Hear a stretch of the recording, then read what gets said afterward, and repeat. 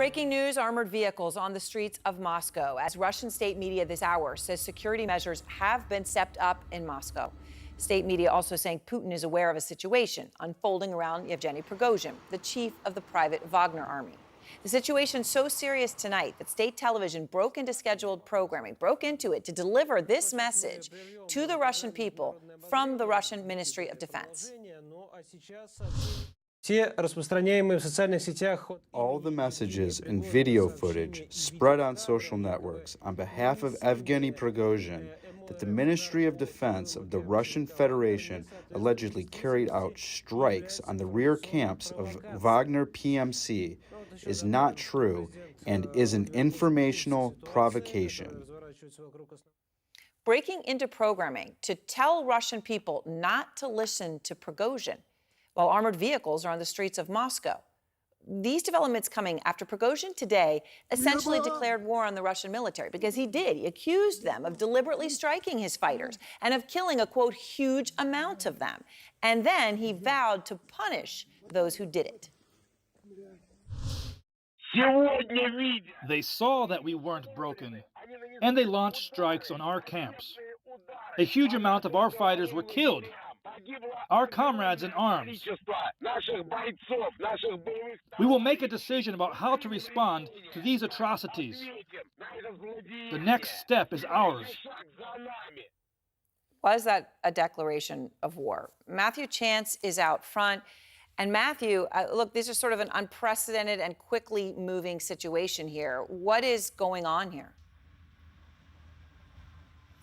Well, I mean, it's very difficult to know exactly what's going on because the situation is moving so quickly. But it is absolutely astonishing that the situation has been allowed by the Kremlin to deteriorate this far before, you know, this kind of significant action was taking. The tensions between Yevgeny Prigozhin, the Wagner chief, and the Russian Defense Ministry have been deteriorating and simmering for months now. And of course, now Prigozhin is vowing to attack Russian troops in retaliation for what he says was an attack on his own paramilitary forces earlier today. Some of these images are quite graphic. These are the chaotic scenes posted by the Wagner mercenary group of what they say is their forest camp struck by the Russian military. In a clearing, trees appear to have been smashed, some with fabric strewn from their branches. Through a gash in the soil, a fire burns in what appears to be a destroyed bunker. There are gruesome images too of a corpse in the undergrowth, as well as severed body parts. The Russian Defense Ministry denies any role in this, but a furious Wagner leader is vowing revenge. Those who destroyed our guys today, along with tens of thousands of lives of Russian soldiers, will be punished. I ask no one to put up any resistance. Justice for the troops will be restored, and then justice for all of Russia. It's a threat of violence now posing a major challenge to the authority of President Putin. The Kremlin says all necessary measures are being taken. And now the Russian security service has opened a criminal case into what they say is a call for armed rebellion. Patience with Prigozhin appears to have finally run out. The Wagner chief, whose mercenaries have played a key role in the Ukraine war, has long been at odds with Russia's military command, accusing them repeatedly of mishandling the conflict. But recent weeks have seen tensions escalate after the Kremlin ordered all Russian mercenaries to sign contracts with the Defense Ministry in a move seen as a crackdown on Wagner. In the hours before the alleged strike on the Wagner camp, Prigozhin stepped up his war of words, accusing the Defense Ministry of tricking the country into an unprovoked invasion back in February last year. On February 24th, nothing extraordinary happened. But the Ministry of Defense was trying to deceive the public, to deceive the president, and say that there was insane aggression on the part of Ukraine and that they were going to attack us together with NATO.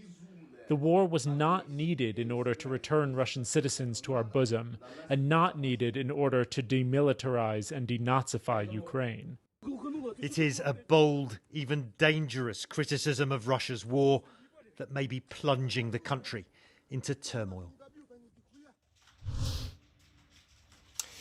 Well, tonight, Erin, Moscow, the Russian capital, has been placed on alert, while Yevgeny Prigozhin, in his latest address on social media, has said that his forces are entering the southern Russian region of Rostov, in the south of the country, just across from the border of Ukraine. And he says it is his intention to go on, in his words, until the end. Erin. All right. Thank you very much, Matthew. Let's go straight to the White House now, because these developments are now front and center there as well. Jeremy Diamond is out front there. And Jeremy, how concerned is the White House about what is literally unfolding as we speak in Russia? I mean, Matthew talking about Prigozhin saying that he's going into Rostov-on-Don, a Russian city. We don't know in what capacity, what's happening, but this is changing minute by minute.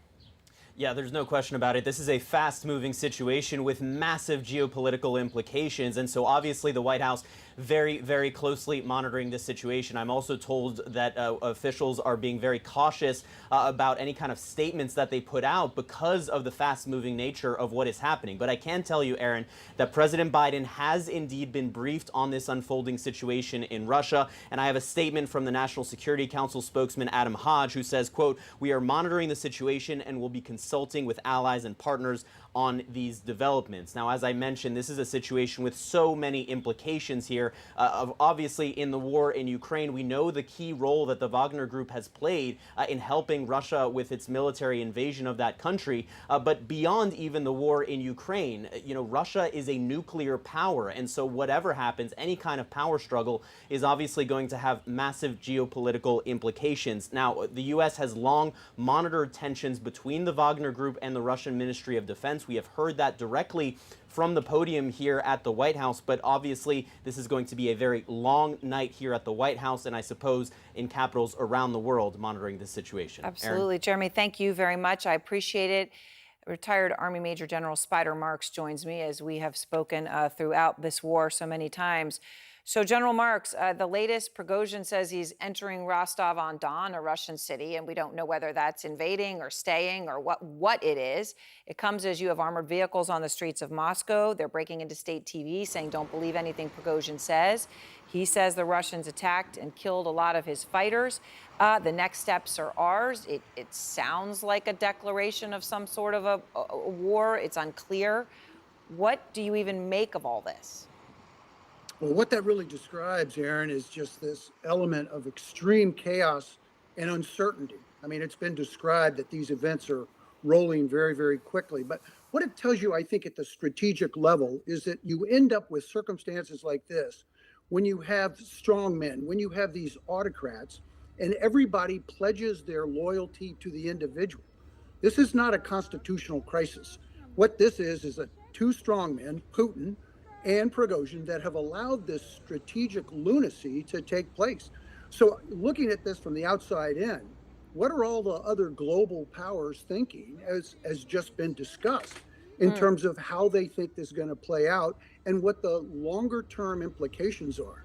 Look, if Prigozhin gets apprehended and somebody pops him in the head, what does that mean in terms of Putin's longevity? Right. Nobody What does knows. that mean? I mean, they're now saying that at least the security services in Russia, as you talk about these disparate groups, are imploring Wagner fighters to detain and turn Prigozhin in. Now, who knows what happens? If something like that happens, does that then become something much bigger? It's impossible to know. Oh, this is internal fighting. And I mean, I don't know that we can predict this with any level of certainty. I hate to sound too cynical, but why not?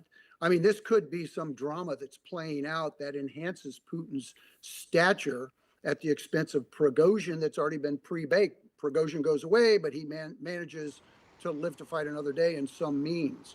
We simply don't know right now, but we've seen this. This is a failed military with failed leadership. Putin has allowed that to take place. He's inserted this Wagner group to try to unscrew a number of significant problems, and you've ended up cooking up this type of a challenge that is at the very highest strategic levels because nukes can be involved. That must be the first order of business. All right. General, I appreciate your time. Thank you very much. And we are going to stay with this breaking news that is developing by the minute.